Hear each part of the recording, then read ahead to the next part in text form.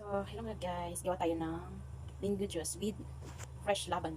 Ito ang gagamitin ko. Ano ko dito sa mangga. Ayan. Tapos maglagay na rin ako ng cherry cheese para malinamnam talaga siya.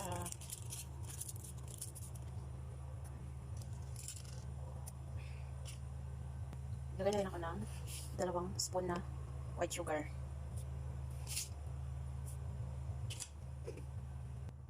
So, mag-add na rin ako ng strawberry milk flavor.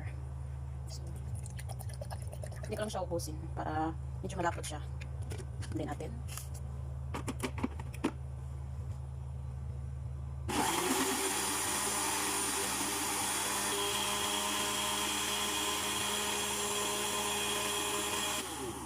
Okay na siya. Tingnan natin. Tingnan natin. Wow. Bango. Ito ng mga tangkulin ko na glass siya.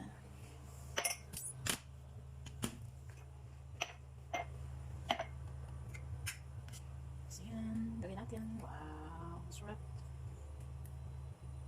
Gusto ko yung fresh laban lagyan ng mango kasi ano siya eh, maasim yung laban tsaka yung mango. So lagyan mo ng konting sugar, sarap po talaga. Yan.